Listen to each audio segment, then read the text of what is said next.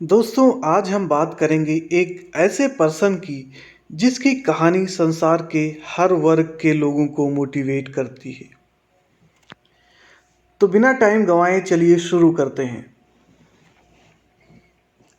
24 फरवरी 1955 को कैलिफोर्निया में जन्मे स्टीव जॉब्स का जीवन जन्म से ही संघर्षपूर्ण था।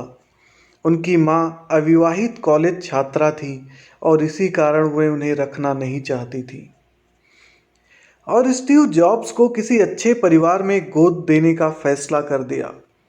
लेकिन जो गोद लेने वाले थे उन्होंने ये कहकर मना कर दिया कि वह लड़की को गोद लेना चाहते हैं। फिर स्टीव जॉब्स को कैलिफोर्निया में रहने वाले पॉल और कालरा जॉब्स ने गोद ले लिया। पॉल एंड कालरा दोनों ही ज़्यादा पढ़े लिखे नहीं थे और मध्यम वर्ग मीडियम फैमिली से ताल्लुक़ रखते थे। जब स्टीव जॉब्स 5 साल के हुए तब उनका परिवार कैलिफोर्निया के पास ही स्थित माउंटेन व्यू चला गया। पॉल मैकेनिक थे और स्टीव को इलेक्ट्रॉनिक की चीज़ों के बारे में कालरा अकाउंटेंट थी, इसलिए वह स्टीव की पढ़ाई में मदद किया करती थी। स्टीव ने मोटालोमा स्कूल में दाखिला ले लिया और वहीं पे अपनी प्राथमिक पढ़ाई पूरी की। इसके बाद वह उच्च शिक्षा high school junior high school से पूरी की और सन 1972 में अपनी कॉलेज की पढ़ाई के लिए ओरेगन के रीड कॉलेज में दाखिला ले लिया, जो कि वहाँ की सबसे महंगी कॉलेज थी। स्टीव पढ़ने में बहुत ही ज़्यादा अच्छे थे, लेकिन उनके माता पिता पूरी फीस नहीं भर पाते थे। इसलिए स्टीव ने फीस भरने के लिए बोतल के कोक को बेचकर पैसे जुटाना शुरू कर दिया और पैसे की कमी के कारण मंदिरों में जाकर वह मिलने वाले मुफ्त खाना खाया करते थे और अपने हॉस्टल का किराया बचाने के लिए अपने दोस्तों के कमरों में ज़मीन पर ही सो जाया करते थे। इतनी बचत के बावजूद फीस के पैसे पूरे नहीं जुटा पाते और अपने माता पिता को कड़ी मेहनत करते देखकर उन्होंने कॉलेज छोड़ने का फैसला ले लिया। लेकिन उनके माता पिता उनसे सहमत नहीं थे, इसलिए अपने माता पिता के कहने पर कॉलेज में नहीं जाने के स्थान पर क्रिएटिव क्लासेस जाना शुरू किया। जल्दी ही उसमें स्टीव को रुचि बढ़ने लगी।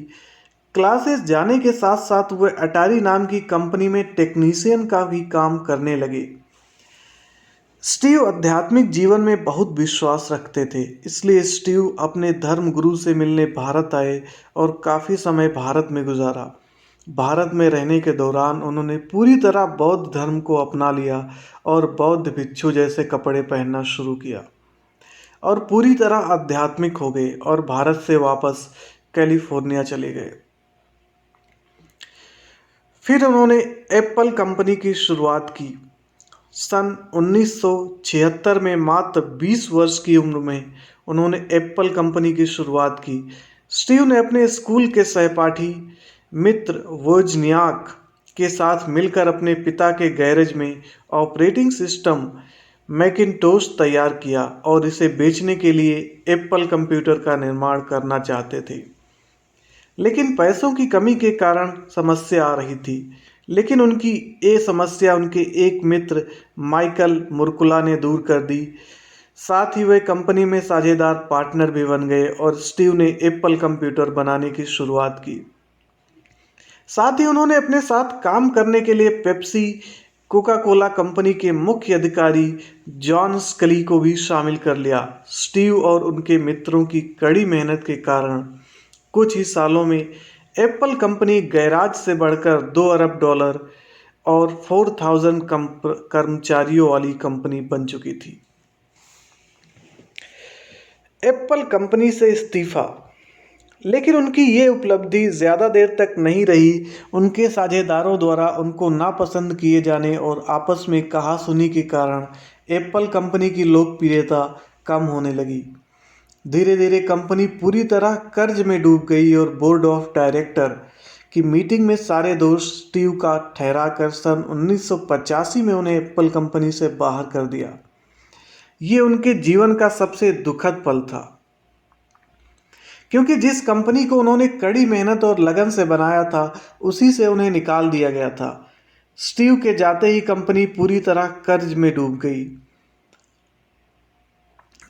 एप्पल से इस्तीफा देने के 5 साल बाद उन्होंने नेक्स्ट इंक नाम की पिक्सर नाम की 2 कंपनियों की शुरुआत की। नेक्स्ट इंक में उपयोग की जाने वाली तकनीक उत्तम थी और उनका उद्देश्य बेहतरीन सॉफ्टवेयर बनाना था, और पिक्सर कंपनी में एनिमेशन का काम होता था।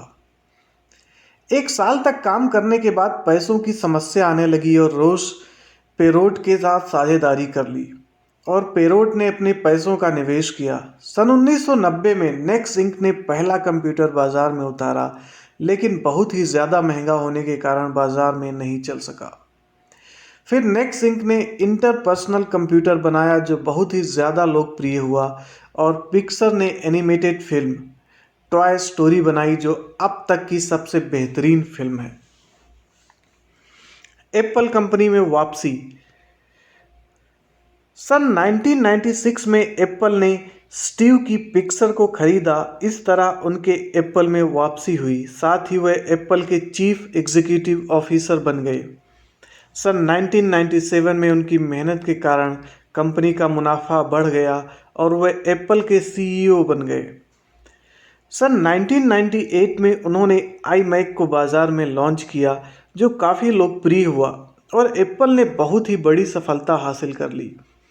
उसके बाद आईपैड, आईफोन, आईट्यून भी लॉन्च किए। सन 2011 में सीईओ पद से इस्तीफा दिया और बोर्ड के अध्यक्ष बन गए। उस वक्त उनकी प्रॉपर्टी $7 बिलियन हो गई थी और एप्पल दुनिया की दूसरी सबसे बड़ी कंपनी बन गई थी। निधन। स्टीव को सन 2003 से पेन क्रिएटिव नाम की कैंसर की बीमारी हो गई थी, लेकिन फिर भी वे रोज़ कंपनी में जाते ताकि लोगों को बेहतरीन से बेहतरीन टेक्नोलॉजी प्रदान कर सकें, और कैंसर की बीमारी के चलते 5 अक्टूबर 2011 को पालो आल्टो कैलिफोर्निया में उनका निधन हो गया। दोस्तों, आई होप आपको ये स्टोरी पसंद आई होगी। आइए हम बात करते हैं स्टीव जॉब्स के कहे गए कुछ कोट्स के बारे में।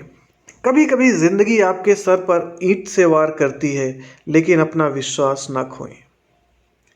दिलचस्प विचारों और नई प्रौद्योगिकी को कंपनी में परिवर्तन करना जो सालों तक नई खोज करती रहे, ये सब करने के लिए बहुत अनुशासन की आवश्यकता होती है।